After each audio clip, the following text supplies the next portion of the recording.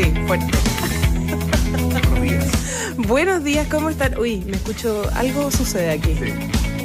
Algo sucede. Ahí sí, Caíto, muchas gracias. ¿Cómo están, Mauricio? Al fin una semana normal. Sí, después de... O sea, yo no digo al fin, en verdad, porque a mí yo te dije que me gustaban estas los feriados cosas. de día miércoles, sí. Día miércoles me fascinó tener feriado, Sí, pero había mucha gente... Es raro esto, de iniciar un lunes y terminar un viernes de corrido. Pero había gente que estaba muy mal con esto, muy confundidos con los días, no sabían en qué día estábamos, no sabían nada. Así que para toda esa gente que sufrió en estos días de feriado de día miércoles y con las confusiones de qué día es qué día, al fin estamos partiendo la primera semana normal, por así decirlo, de este año 2025, con un calor. Sí, anoche, ¿viste que a las 11 de la noche 26 grados aquí en Santiago? Yo dormí yo no, hoy día lo voy a confesar, no abrí la cama. Dormí encima. No, yo también. No, o sea, ni siquiera hice el intento. Fue como para qué. Lo comentábamos con Paula más temprano, es qué? que salvo que tú vivas un piso, no sé, del cuarto para arriba, en un edificio, quienes vivimos en casa, difícil abrir las ventanas por el tema de la seguridad y todo esto, entonces... ventilador, aire acondicionado, en fin. Entre los zancudos, además. Y entre los zancudos, que es otro temazo también de esta época. Pero hoy día se anuncian 32 grados aquí en Santiago y sobre 33, 34 más al sur, en Maule, Chillán, Los Ángeles, para qué decir. No, ese es un tema que yo creo que nos toca a todos. Ya. A diferencia de otros, de los que vamos a estar hablando hoy día, porque Sí, yo no sé, la compra inmobiliaria está siendo un tema. ¿O no? También. Y no por los créditos, digamos, no porque el crédito hipotecario, no por las tasas. Estamos con otros problemas. El Estado también tiene problemas para comprar, no solo los ciudadanos. No solo nosotros empatizamos ahora con el Estado. Para una casa 1.000 millones, también el Estado tiene problemas. Empatizamos con el Estado, al fin. Estamos con María Jaraquemada, abogada, experta en transparencia e integridad y presidenta de la Comisión Asesora de Probidad de Fundaciones. Bienvenida, María, buenos días. Hola, muy buenos días. Estamos con Daniel Grimaldi, director ejecutivo de la Fundación Chile 21, profesor en la Facultad de Gobierno de la Universidad de Chile, y con Rodrigo de la Riva, sociólogo, sociodirector de Activa Research. Bienvenidos, ¿cómo están? Buen lunes. Días. Muy bien. Buenos días. Buen día. Yo he impactado con Feliz Demi año, Moore ¿no? anoche en la entrega de los Globos de Oro. No sé si alcanzaron a verla. Linda, Emocionada. muy emocionada. No lo vi. 45 años de carrera, primera vez que obtiene un premio por su actuación. ¿En serio? Wow. Sí, porque había sido nominada por Ghost el año 90. Y ahora por La Sustancia. Y ahora ganó el premio por La Sustancia. Y muy emocionada Demi Moore, a quien muchos seguimos durante tantos años en películas buenas y otras no tanto.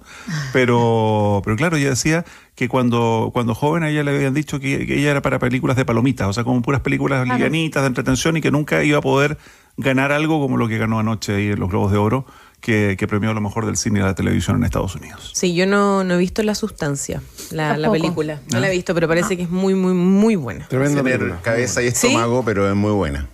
Ah, ¿crees? Son del estilo de David Cronenberg. No sé si han visto ese tipo de películas. ¿No? Pero Ya. Mezcla harto, en realidad, de repente, como Tarantino me pareció ahí, al final. Siempre tiene, bueno, no te No, voy sí, a parece contar. que es una película muy especial. Mezcla muchas cosas. Sí. Al principio me gustaba harto, después al final sentía así como, ¿voy a vomitar o no? ¡Ay, no! Sí, porque Ya, es que, no coman Pero antes de ver la Pero era película. muy buena, entonces estaba ahí así como con ganas de vomitar, pero estaba ahí atrapado por la película. es una buena historia y está bien Está contada. está disponible en la plataforma Movie, MUV Ay, pero tanta por plataforma. suscripción, que es una plataforma básicamente de cinearte, y está disponible en Chile. Así Mira, que, uno puede hacer ahí la triquiñuela de suscribirse, ver la película. Tienes Tiene 7 días. 7 días gratis.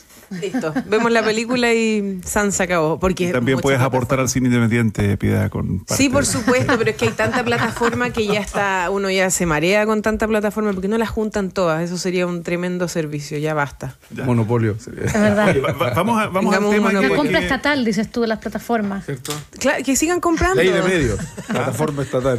Bueno, tú sabes que existe una plataforma de, Sí. de cine chileno Sí, Onda Media. y que es gratuita y que es muy buena maravilloso. también, Onda Media. Ya, oye, ¿qué les ha parecido esto de la compra de casas de Elwin y Allende? Nada, de Elwin nada, por lo visto.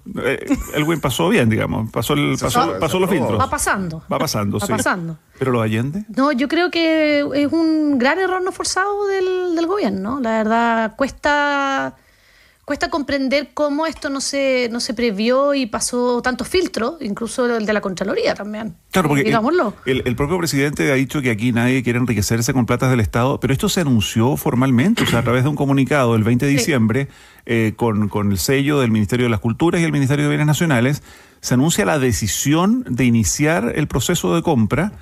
Y antes de ese comunicado a nadie se le ocurrió revisar no una ley oculta por ahí, sino que la propia Constitución. No, porque incluso además venía de venían los recursos para esto vienen en la ley de presupuesto. O sea, tampoco es verdad que la ley de presupuesto, yo tengo muchas críticas a cómo se discute la ley de presupuesto en Chile, y creo que terminan pasando este tipo de situaciones, en el sentido de que a veces se concentran mucho en algunos temas. Hubo grandes discusiones sobre el tema del sistema de admisión escolar, por ejemplo, y a veces se meten temas que son de política pública, más de discusión más extensa, en una manera rápida dentro de la ley de presupuesto, pero estos temas a veces pasan un poco más como piola, por así decirlo, porque hay demasiada información en la ley de presupuesto.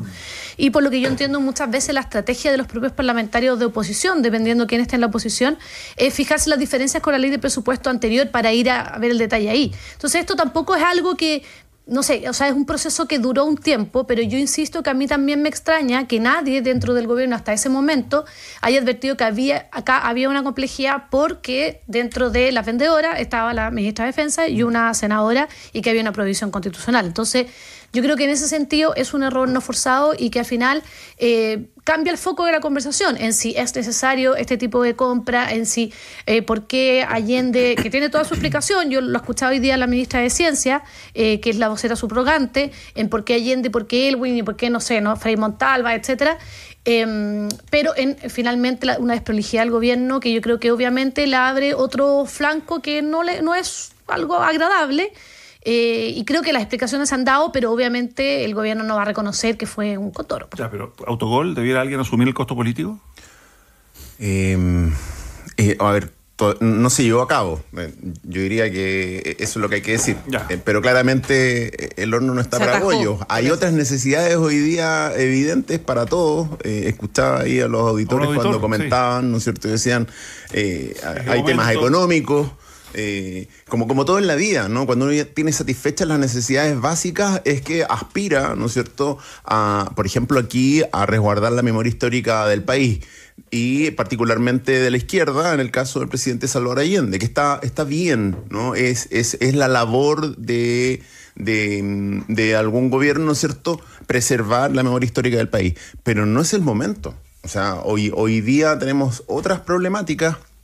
Tenemos temas para los cuales necesitamos recursos, el problema del país, delincuencia, problemas, ¿no es cierto?, con la inmigración irregular, problemas con narcotráfico, problemas de corrupción, y no se ve para nada bien. Eso en el fondo, pero yo insisto en la forma. Debiera, en la forma, por la desprolijidad, por el autogol, o como quiera llamarse, alguien asumir el costo político, presentar la renuncia, que es lo que está pidiendo hoy día la oposición, por ejemplo, de la ministra de Bienes Nacionales. Lo que pasa es que aparentemente hay varios responsables de esto, porque la orden, o sea, no se le ocurrió a esto a la ministra de Bienes Nacionales tampoco. Entonces, habría que partir preguntándose a quién se le ocurrió. ¿Quién fue el primero que dio la comunicación? ¿A quién se le ocurrió la idea de hacerlo en ese momento? Claro, las ideas pueden circular libremente. Ahora, en el momento en que tú comunicas algo oficialmente desde el gobierno, es porque ya están pasados algunos filtros. Una cosa es decir, nos gustaría comprar esta casa porque creemos que tiene un valor patrimonial importante, el presidente Elwin,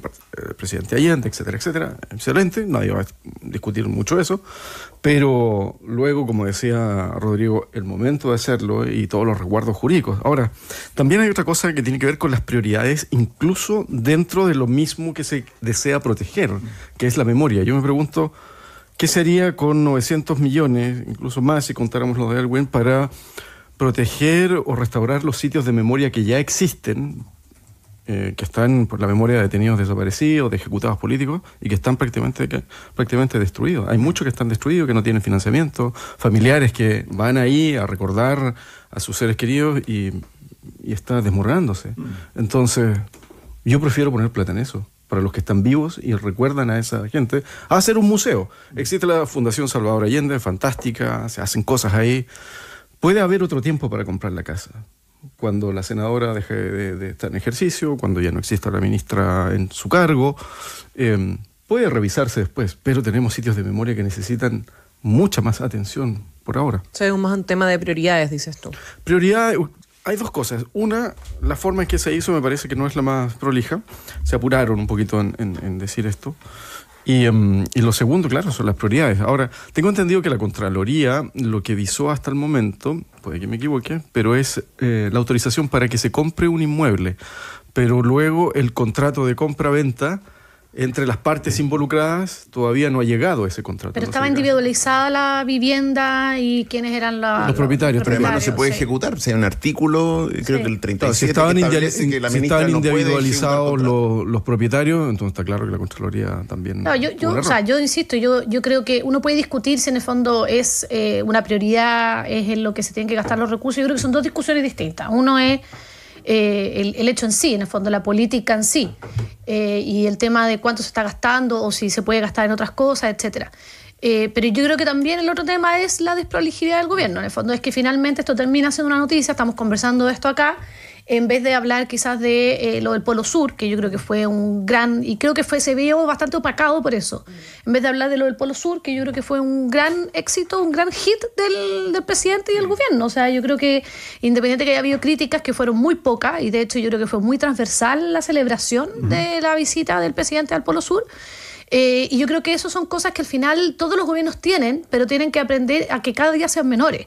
En el fondo es que yo no soy muy deportista, pero es lo del tenis. O sea, tú tienes que tratar de que sean los menores tus errores no forzados. Entonces, yo creo que acá el gobierno todavía tiene ese tipo de caídas que a un año del término de gobierno yo creo que deberían de disminuirse cada día más. Y si no, va a ser un problema porque lo van a estar constantemente sacando de su foco, de sus prioridades y de las cosas que son buenas o hay que celebrar, a temas que en el fondo lo dejan mal parado y en muchas situaciones viéndolo como que no logra todavía agarrarle la mano al poder o al gobierno. Pues de 3 años, y ya lo decías, lo del Polo más encima, el presidente acompañado por la ministra Maya Fernández, digamos, y quienes acompañaron esa visita, evidentemente el foco periodístico, bueno, junto a la visita, las imágenes, lo histórico, era justamente este tema, que fue tema a partir del día viernes cuando se conoció, justo en el momento en que el presidente emprende vuelo al extremo austral. Así es que, ahora, ¿cómo se sale de esto?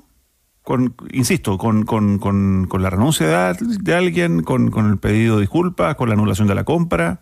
¿O no da para tanto como para una renuncia, por ejemplo? O sea, yo creo que en general tienen que haber siempre responsabilidades y uno tiene que mostrar y eso puede llevar a renuncias o no. No sé si este caso da para tanto, yo creo que ya se paró, así que ya eso no sigue, no continúa, ya se dijo que el gobierno no iba a preservar seguir con esta decisión, pero no sé si da para tanto para una renuncia, a mí no... El hecho no se consumó, pero igual se requiere de transparencia. La ciudadanía necesita entender qué pasó acá, cuáles fueron los errores que se cometieron, ¿no es cierto?, cuáles fueron los filtros que no se aplicaron y por qué se llegó a pensar en tomar una decisión de esta naturaleza en el contexto en el que estamos, ¿no? Donde toda la gente espera que nos dediquemos a otra cosa. O sea, sin ir más lejos, este miércoles se retoma la discusión sobre la ley de pensiones. Claro. Entonces, esos son los temas relevantes, los temas que la gente espera que el gobierno esté abocado. Bueno, junto con el hito, efectivamente, el Polo Sur, que fue un elemento que yo creo que la ciudadanía no estaba tan enterado, pero apareció como un gran hito como lo que es. Y en ello debiera efectivamente estar, sobre todo este último periodo, cuarto del gobierno, ¿no?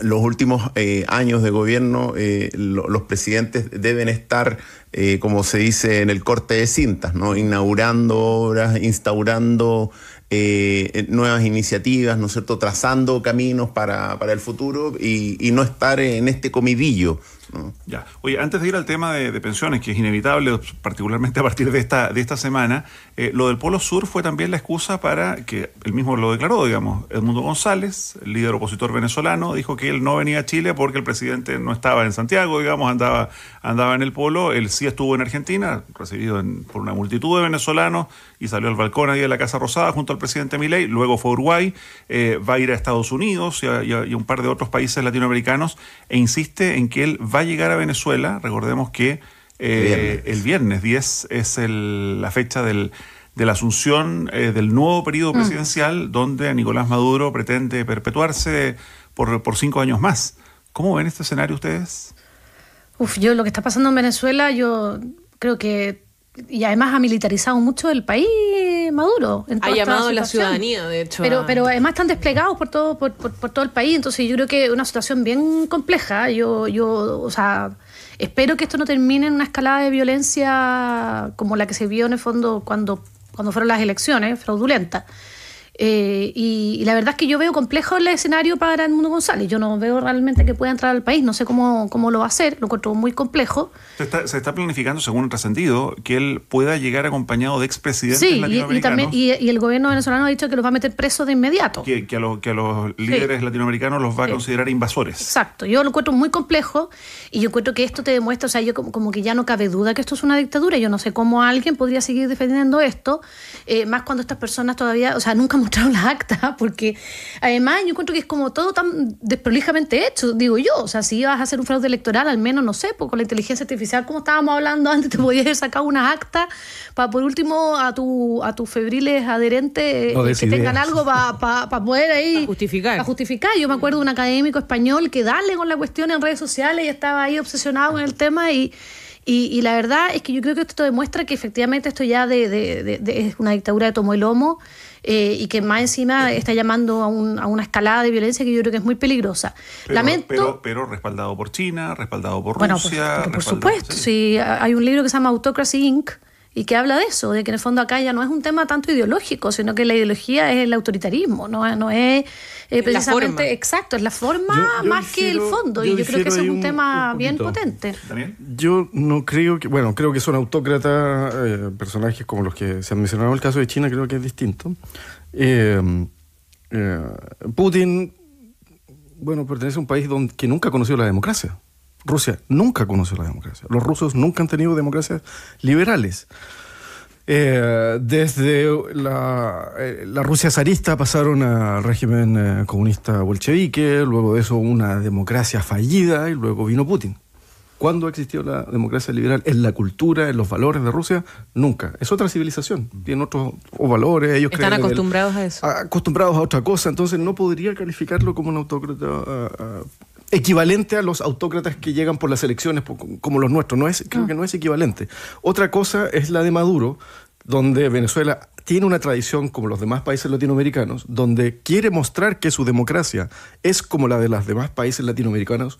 Rusia ni China nunca han dicho nuestra democracia es como la de ustedes. Tiene los mismos estándares que las suyas, porque nuestros valores son fundados en la democracia, en las revoluciones liberales como la francesa, la americana, etcétera, etcétera. No, son de otra familia. Cuba es otra cosa también. Entonces, evaluemos a los regímenes, yo creo, por los resultados y por lo que dicen que defienden. Hay una Carta Democrática de la OEA. Los países que la suscribieron son los países que adhieren a la democracia liberal.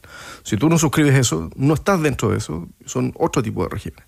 Ahora, siendo abogado del diablo, nuestras democracias liberales, incluida la nuestra, también funcionan muy mal. Aquí también tenemos violación de derechos. Socioeconómica de base, que es uno de los principios más básicos para que una democracia liberal pueda funcionar. La inexistencia de jerarquías preexistentes al nacimiento.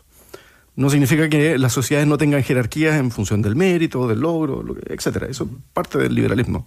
En Chile todavía pesa el lugar donde tú naces, y eso es un atentado contra lo mismo que decimos nosotros defender. Ahora, yendo a lo de Maduro particularmente, creo yo que es muy inviable que González llegue a Venezuela y que llegue acompañado de otros presidentes. ¿Por qué? Porque obviamente no hay ningún poder independiente en Venezuela que pueda defenderlo.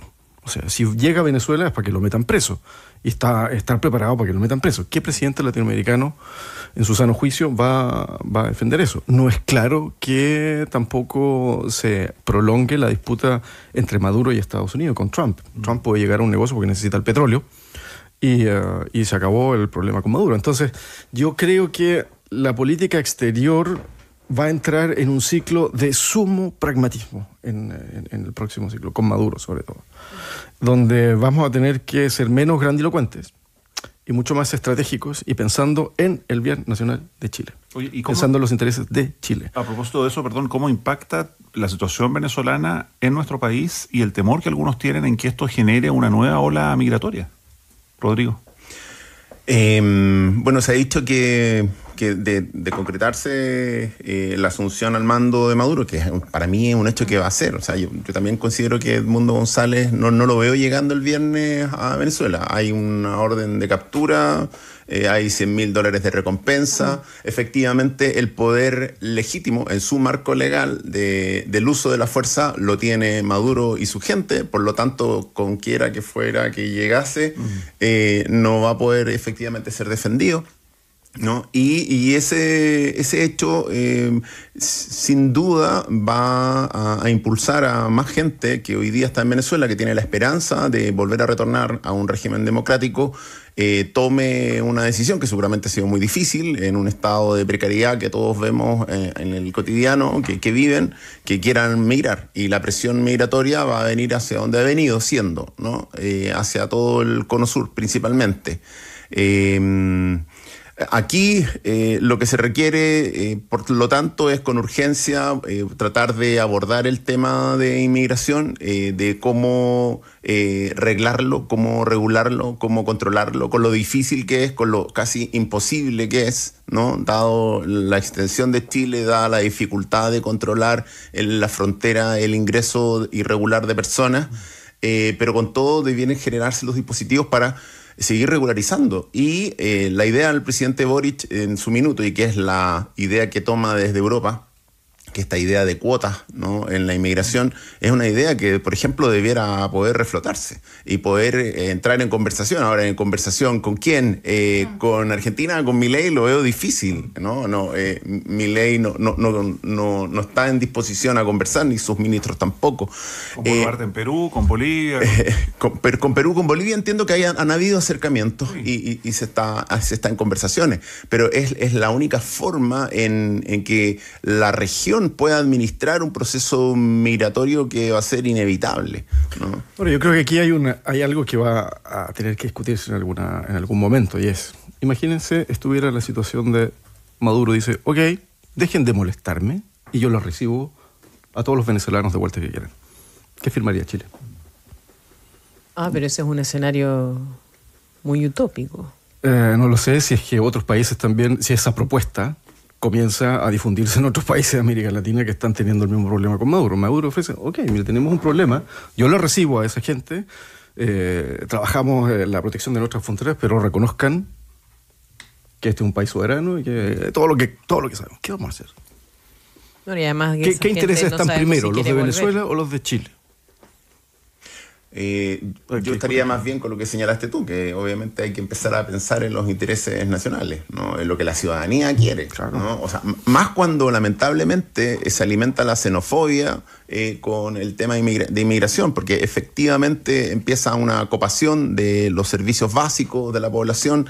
La población más necesitada es la que comparte con la población inmigrante, que también tiene el mismo nivel de necesidades y compite en ese escenario, y es ahí donde se gesta un germen de xenofobia que no quisiéramos que siga proliferando. Por lo tanto, en la medida que tú descomprimes este flujo y si es que potencialmente Maduro llegara a plantear tal propuesta, que lo veo muy difícil porque a él le es muy conveniente estar en este escenario de tensión, ¿no? Evidentemente que lo que habría que promover es un proceso de retorno que no se ha podido ejecutar nunca, ¿no?, de manera regular. Pero lo otro también es que toda esa población quiere volver o no. Exacto. Porque una cosa es volver a un régimen distinto, que es probablemente lo que muchos quisieran para reunirse con sus familias, etcétera, y otra es volver al mismo régimen del que salieron. Estamos hablando de gente que está en estado irregular, ¿no? Porque la gente que está regularizada, que ya tiene la residencia, y ahí estamos hablando de 2 millones de personas que hoy día ya están votando. No, personas que son infractoras de ley en el fondo acá en Chile. Que yo creo que eso es lo que se ha buscado. Claro. Y eso es lo complejo, porque muchas veces cerraban la frontera, pero eso viene ocurriendo desde el gobierno anterior. O sea, es un problema constante y que en teoría se trató de solucionar ¿se acuerdan de ese convenio que se suscribió con Venezuela, que ha sido muy criticado, de que se decía que estaba pasando información a... Se firmó Gonzalo, dice. Claro. Y que también se después criticaba... de una reunión que hizo allá, claro. Se criticaba también porque estaba Lago en el Ministerio de Interior y que por lo tanto se pasaba información como estratégica a Venezuela sobre oponentes que estaban aquí. Y eso, entonces, ahí también hay un tema, porque en el fondo en ese minuto se trató de resolver ese asunto en esa vía y también fue muy criticado. Entonces, yo creo que lamentablemente estamos en un momento como de que no es un tema de Chile, es un tema que está pasando en todos los países, de que muchas veces el tema de la polarización, de hacer más grandilocuente, especialmente en un año electoral como este, termina también muchas veces yendo en contra. Entonces al final es como que nada es una solución. O sea, si tú no tienes un acuerdo con Venezuela, es terrible, porque ¿cómo lo vamos a hacer? Que no sé qué. ¿Tienes un acuerdo? No, pero ¿cómo podemos tener un acuerdo con este gobierno? Entonces, entramos como en el puritanismo de todos los sectores y al final nos quedamos en la misma situación y nos quedamos haciendo nada. O sea, entramos a un juego de suma cero. Yeah. Entonces, yo creo que hay un tema ahí y el tema es, claro, ¿qué vamos a hacer? ¿Vamos a tragarnos sapos, como lo hacemos con China constantemente durante todos los gobiernos, donde pasamos por alto muchos temas de democráticos, de violación a los derechos humanos, porque China es el mayor inversor extranjero en Chile en estos momentos?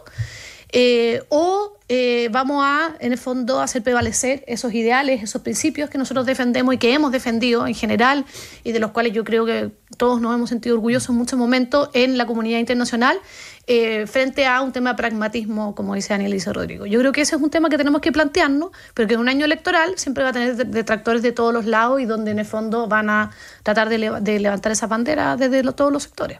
Y como si esto fuera poco, justo este lunes el Congreso de Estados Unidos reconoce oficialmente el triunfo de Donald Trump en una ceremonia que encabeza la vicepresidenta Kamala Harris, justo cuando se cumplen 4 años exactos del 6 de enero del 2021, del asalto al Congreso instigado por el propio Donald Trump. Un Donald Trump que, y eso lo ponemos en la conversación porque entiendo que nos tenemos que ir a la pausa, pero un Donald Trump que ha dicho que desde el primer día de su mandato va a poner a todos los migrantes irregulares en la frontera. Y va a volver a los campamentos y a tomar, captivos a familias migrantes y todo eso que conocimos durante su gobierno, que fue bien complejo de ver también. Lo que da cuenta de otra ola emigratoria, en este caso, claro, desde Estados Unidos hacia el sur. Sí. Muchos temas de los que, por supuesto, si bien suceden muchas veces fuera de nuestra frontera, nos impactan directamente y de los que es necesario hablar. En la Universidad de Atacama te invitan a ser parte de su comunidad a partir del año 2025. Conoce en admisión.uda.cl sus carreras profesionales, técnicas para desarrollarte en un ambiente único en el norte de Chile. Universidad de Atacama, forjando futuro. Y simplifica el cumplimiento legal con la extensión MiDT de Talana. Accede al portal de MiDT sin salir de la plataforma y mantiene un registro de altas, bajas y anexos de contrato. Además, envía información por 1 o más trabajadores. Conoce más en talana.com. Y puedes vivir un verano seguro con Prosegur Alarms. Prosegur Alarms te garantiza una instalación profesional realizada por técnicos certificados. Además, cuenta con seguro MAPFRE, un monitoreo 24 horas los 365 días del año. Tu app Smart para estar siempre vigilando tu hogar y mucho más. Contrata tu alarma Prosegur hoy con un 65% de descuento en la instalación. Contáctalos en prosegur.cl o al 600-580-6000. Hacemos una pausa aquí en País ADN y ya volvemos. Claro, una cosa así. Ya, habíamos dicho que teníamos que hablar también de la famosa reforma a las pensiones. Por supuesto. La famosa reforma a las pensiones que nos ha dado muchísimo que discutir y que hablar, donde hay también preocupación por estos como descuelgues que ha tenido el oficialismo de algunos partidos, o de algunos, no de algunos partidos como tal, pero sí de algunos parlamentarios, de por ejemplo el Partido Comunista, incluso algunos del Partido Socialista, que han puesto en duda que esta reforma sea suficiente y que sea la reforma que hay que hacer. Y eso ha generado también preocupación en el Ejecutivo porque es una de las grandes promesas y la ministra Jara impacta también al gobierno en un último año del Ejecutivo, en un año electoral también, y con un Congreso que termina su trabajo en 2-3 semanas más. Sí, pues, a fines de enero. A fines de enero. Antes del receso de febrero. Antes del receso de febrero, efectivamente, donde el plan o la meta que se han puesto es terminar y avanzar con esta reforma durante estas 3 semanas. Y si se empiezan a descolgar algunos del mismo oficialismo, ya la cosa se pone de otro color, ¿o no? Sí, lo peor es que esto lo hablamos hace 2 semanas atrás, estábamos en lo mismo, o sea, es como un déjà vu constante sí, es verdad. En todas las reformas de pensiones de los últimos gobiernos. O sea, tal vez lo nuevo es lo de Daniel Jadwe, que no tuvo éxito, digamos, cuando llama a retirar la reforma, porque claro, desde el Partido Comunista particularmente reclaman algunos que cómo se pasó de no más AFP a una reforma con más AFP. O el descuelgue de algunos socialistas democráticos, también, como Vilavaca, ¿no es cierto? También. Bueno, y lo último, Lautaro Carmona, el presidente del Partido Comunista, que ha dicho que aun cuando desestimó la propuesta de Jadwe, Él dice básicamente que él espera que la reforma previsional no sea una burla, sobre todo aquellas personas que están esperando mejores pensiones. Pero es que para la izquierda esta reforma es muy compleja, esta propuesta. Yo creo que ahí ha habido, o sea, si es que se termina aprobando, yo creo que ahí se ha cedido bastante.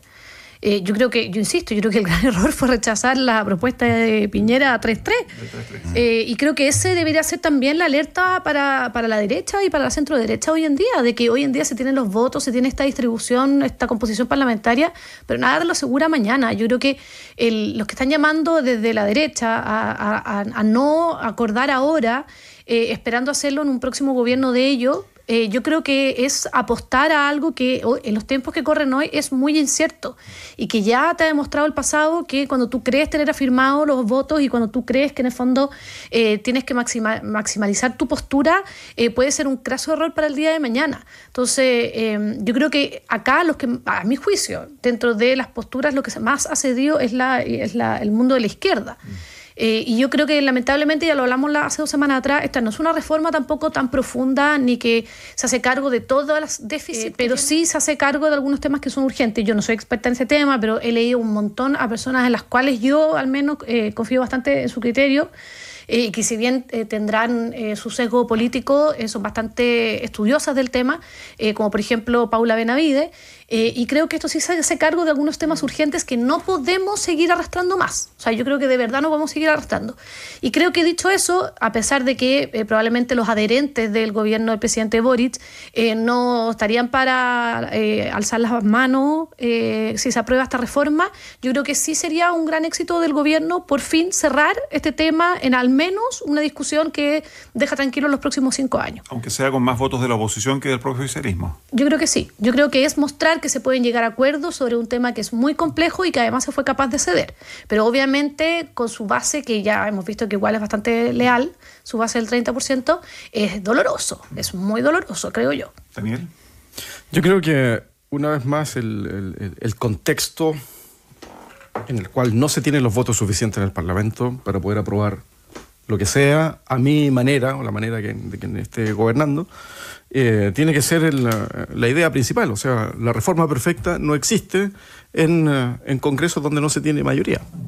Incluso cuando se tiene mayoría, siempre alguien dentro de la mayoría encuentra el espacio para generar una disidencia y ganar algo a cambio para poder negociar. Entonces, si tomamos conciencia de estas reglas y de estas condiciones, yo creo que esta es la reforma que se puede tener con los votos que se tienen. No podemos soñar, digamos, con cambiar completamente el sistema y quien pretenda hacerlo sin tener la mayoría en el Parlamento, entonces está pensando en otro sistema, en tirar esto para mucho más adelante y no pensando en que los chilenos necesitan mejorar sus pensiones en el mediano plazo, porque tampoco va a mejorar tanto en el corto plazo, salvo para los sectores de menores ingresos, la pensión asistencial, etc. Por lo tanto, es una cuota de realismo. Lo que no puede aparecer acá es que si se aprueba una reforma como esta, digan que es la gran reforma, que se cumplió con algo que estaba en el plan de gobierno, etc. Eso no puede ser, porque eso es subir, digamos... por el chorro.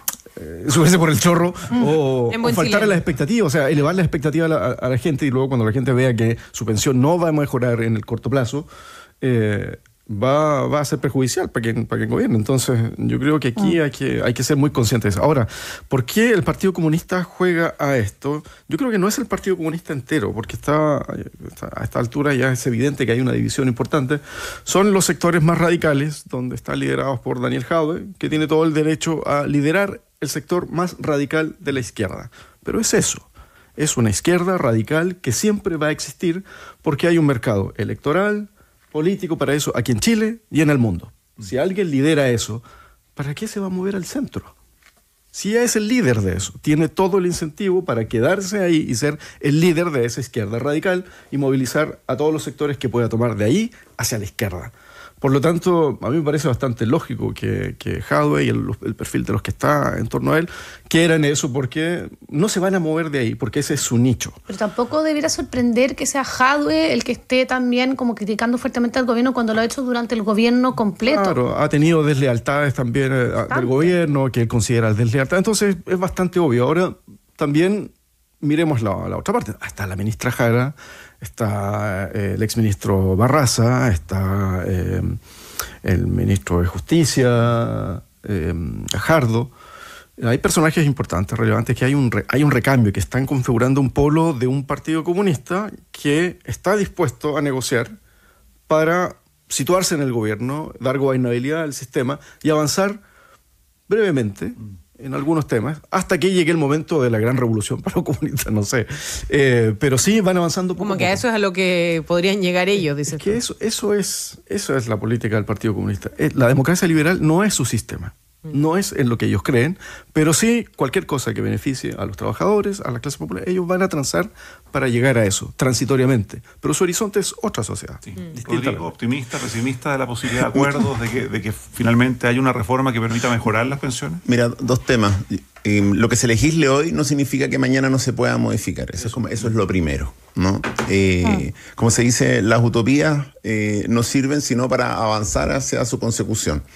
Potencialmente, hoy por hoy, la reforma tal y como está y dada la configuración del Congreso es a lo mejor que se puede llegar, ¿no? Y no hay otra instancia. Segundo, la clase política se debe a la ciudadanía, quiéralo o no. Tiene que poder saber responder. Y, por ejemplo, nosotros la semana pasada publicamos el último Pulso Ciudadano del 2024 y consultamos sobre este tema. Pues preguntamos cuán de acuerdo está con que exista una reforma al sistema previsional. Y un 75% de la población dice que está de acuerdo.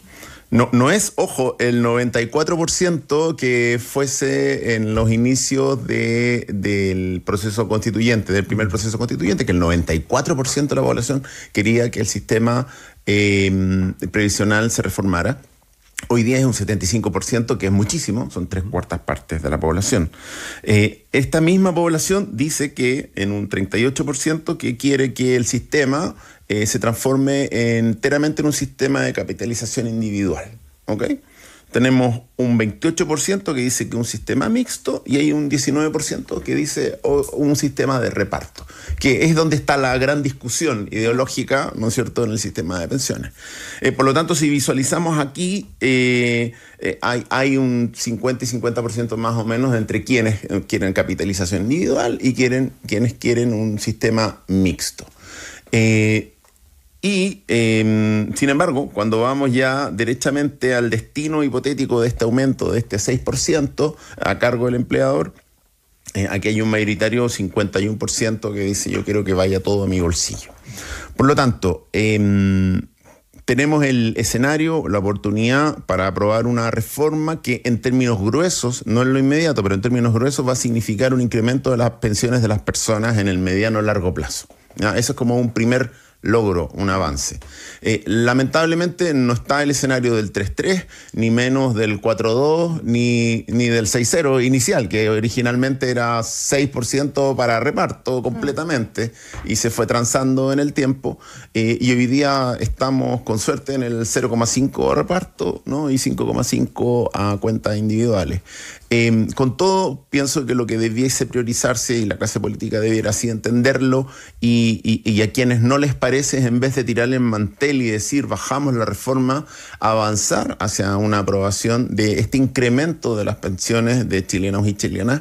Y en el futuro, en este país, habrán otros gobiernos y veremos si es que podemos ir modificando ello. Pero incrementar en un 6% con cargo al empleador las pensiones ya es un avance.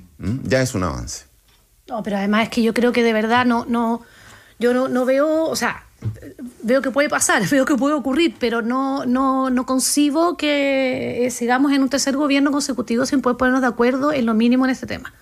Yo creo que eso no es una buena señal de gobernabilidad para la ciudadanía. O sea, independiente de quién esté en el gobierno. O sea, la ciudadanía tiene en Chile nosotros tenemos una confianza en las instituciones políticas principales extremadamente baja, que es peligrosamente baja. No, yo sé que no gozan de popularidad en ningún país del mundo en general, ¿ya? Pero en Chile, si uno compara y mira con otros países de América Latina que tienen problemas de gobernabilidad peores que los nuestros, llama la atención. O sea, tengan un 1% de confianza, que es más bajo que el margen de error de la encuesta.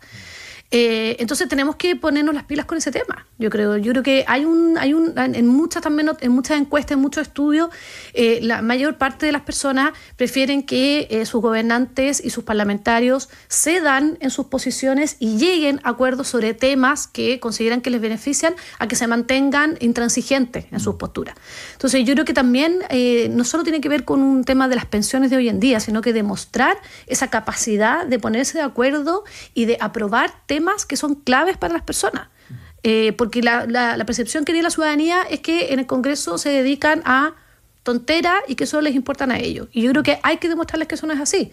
Entonces, ¿pero yo para mí... ¿No es así? Hay de todo, pero yo creo que pero por eso yo creo que hay que dar este tipo. O sea, para mí el tema de la reforma de pensiones no es solo un tema de la reforma de pensiones en sí, sino también de un tema que no podemos seguir dilatando y que tienen que sentarse y ponerse de acuerdo. O sea, no puede ser que tú no puedas lograr eso. Yo creo que tienen que lograrlo. Es un tema también de supervivencia de los partidos políticos, creo yo. Sobre todo cuando se está hablando además de una reforma al sistema político. O sea, por así decirlo, deberían ponerse las pilas también por ese lado, como... Independiente de si quieren llegar o no a un acuerdo por una política pública tan importante como son las pensiones, poner atención también a si están haciendo bien la pega de cara a lo que va a ser una reforma al sistema político que a muchos partidos los va a perjudicar. Yo esa la veo perjudicar más, comillas. Yo esa la veo más difícil porque creo que el tema de pensiones es un tema muy ideologizado, como muchos otros, pero que al menos no es que les afecte tan directamente como el tema de la reforma al sistema político. Claro.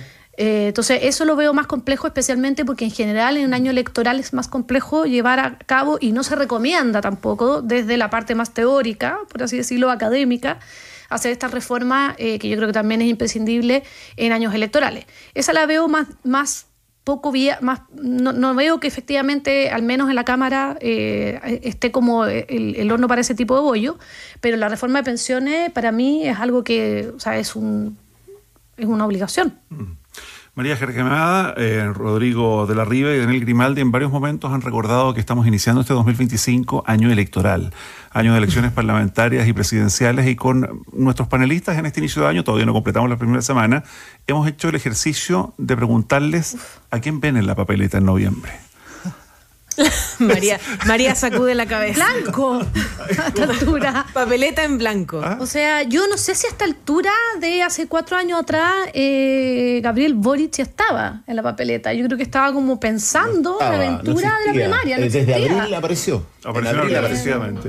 Entonces, o sea, estábamos post-estallido. No, pero además era como Lavín Jadwe. Nadie pensaba que Lavín iba a perder la primaria tampoco. Se nos olvida un poquito ese episodio que es lo que generó todo. Pero desde su conocimiento, desde su experiencia, desde sus estudios. No, yo creo que Evelyn Matei seguro. Yeah. Yo creo que José Antonio Kast seguro. Vamos a ver qué pasa en el fondo por el lado más allá todavía de la derecha, en el fondo con esta irrupción de Johannes Kaiser. Y vamos a ver también qué pasa en la izquierda y en la centroizquierda. Yo creo que ahí es donde están las dudas. Claro, todo indica que iba a ser Carolina Toá, pero la verdad es que yo creo que todavía está bastante abierto. Entonces no sabemos qué va a ocurrir ahí, no sabemos si va a pasar como en la elección pasada que la democracia cristiana llegó a la papeleta también en primera vuelta. No sé, yo creo que en ese sector Daniel quizás puede saber más. Desde Chile 21. Tampoco tengo demasiadas cosas claras en eso. Lo que sí, el contexto nos indica que en lo ideal quien asuma la presidencia tiene que ser alguien que esté dispuesto o dispuesta a aglutinar las fuerzas del socialismo democrático, al menos estoy hablando de este sector, para lo que venga después, se gane o se pierda. Es eso lo más importante. Me explico, incluso puede ser la estrategia de ganar perdiendo. Este sector necesita un liderazgo, necesita un orden, necesita un proyecto político y necesita pensar mucho más allá de una elección y de un periodo presidencial de 4 años. Necesita reconstruirse para mirar hacia el futuro, para seguir proponiéndole a Chile cosas mucho mejores de las que se propusieron antes, y para eso se necesita alguien que mire hacia el futuro y que esté dispuesto a poner su capital político para construir eso. Mi ideal sería eso. Pero en ese hipotético 2030, mira cómo nos estamos anticipando, ¿no están más bien nombres como Bodanovich, Orrego y otras figuras que están todos esos? Bodanovich no tiene edad para ser presidente, está a 1 año, creo que cumple pocos meses antes de la elección no alcanza a ser. Sí. Orrego... No es ahora, digamos, pero claro, 2030. después podría serlo también, claro. Pero es una persona que la política es tan dinámica que no sabemos qué va a pasar. se te cae un candidato cuando pasa cualquier cosa. Se choca en la calle e insulta a una persona. Y alguien ¿Tenemos dudas para el 2025? No vamos a tener dudas para el 2030. Por eso que lo importante es pensar en perfiles que estén dispuestos y dispuestas a construir algo. Y no a ganar por 4 años. Porque además estas democracias de 4 años no nos llevan a ninguna parte. Eso es otra patita de la reforma. Eso, por lo tanto los líderes deben pensar, y lideresas deben pensar más allá de 4 años. Ya, pero ¿y nombres? A mí me gustaría que fuera Carolina Toá, pero también tenemos a Orrego. Creo que Orrego tiene un contexto que podría ser favorable porque tiene un consejo regional que le es adverso. Entonces también ahí, ¿cuánta mano tengo para poder gobernar 4 años? Y poner a disposición mi capital ahora también es una decisión que él tiene que tomar, pero no tiene partido. También es importante. ¿Qué va a construir? Y hoy tiene una ventaja, que puede no renunciar, sino suspender funciones y después retomar funciones. Claro. Podría ser. Pero puede ser muy lindo. Es una carta presentación. que está abajo ahí la manga, muy de último minuto. Yo creo que Carolina Toá es la que tiene la mayor capital político para poder conducir un proceso de esto de transformación. ¿Y Michelle Bachelet? No, yo creo lo que pasa es que ella no quiere. No, yo creo que está descartado ya. Y es que también imagínate perdiera Michelle Bachelet. ¿Qué pasaría con la centroizquierda? Pierde todo su capital. No es muy inteligente. De hecho, hoy día, lo comentábamos temprano en ADN Hoy, hay una actividad al mediodía del presidente Boric por el tema previsional, un encuentro ciudadano en el que lo acompañan Tomás Bodanovich y Michelle Bachelet, en la comunidad de Maipú. Ahí está nuevamente. Rodrigo de la Riva. Bueno, yo me baso en los estudios para poder opinar. Las encuestas, por supuesto. Bueno, Eli Matei sin duda es la candidata de la derecha democrática, ¿no? Está consolidada hace un tiempo, lleva una carrera presidencial que partió hace más de un año. Ya ha estado en la papeleta anterior. Ha estado en la papeleta, tiene una tradición como política que es ampliamente respaldada, tiene un apoyo transversal, sobre todo de aquella nueva masa de votantes que hoy día con el voto obligatorio entra al escenario.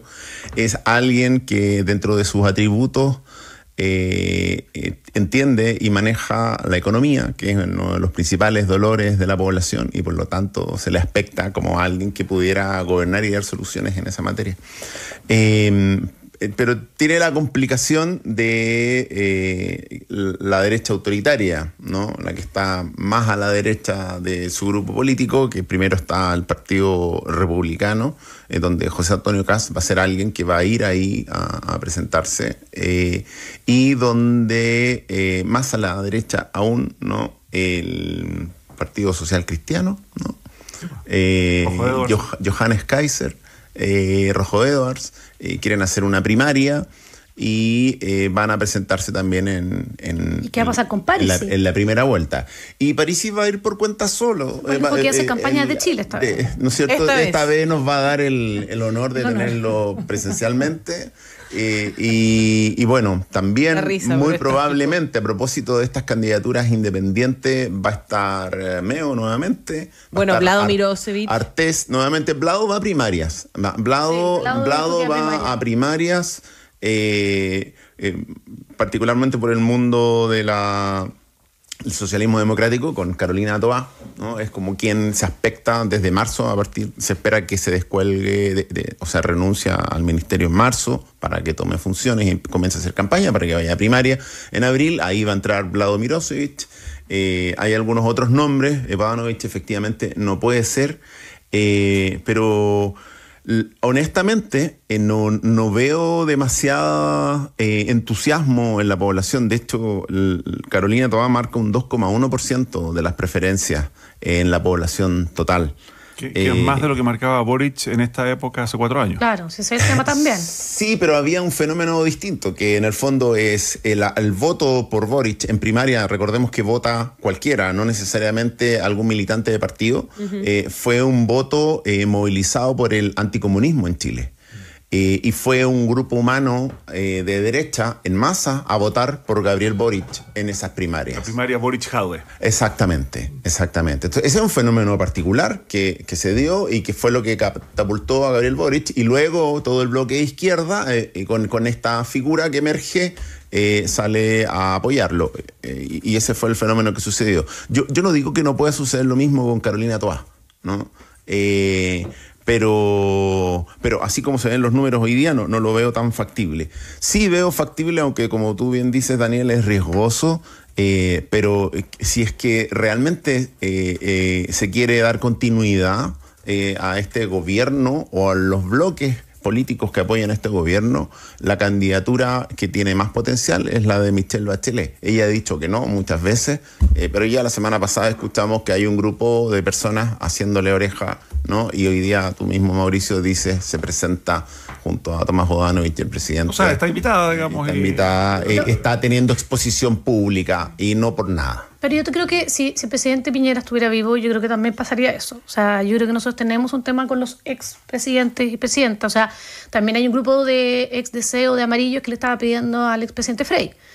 Y es porque en el fondo yo creo que tú lo sabes más que yo, por Rodrigo, pero a la gente le gusta más el diablo conocido que por conocer. O sea, hay un tema de seguridad de quienes ya nos gobernaron frente a quienes nunca nos han gobernado. Entonces, pero yo no creo que la presidenta Bachelet esté disponible, y lo que dice Daniel es muy riesgoso para su sector y para su liderazgo. Y no sé, obviamente tú eres el experto, pero yo no sé cómo es Carolina Toá. Carolina Toá no ha hecho campaña tan directamente como lo ha hecho Eli Matei. Entonces yo no sé qué cambiaría con Carolina Toá saliendo del ministerio y haciendo campaña de un modo mucho más directo. Que podría hablar más...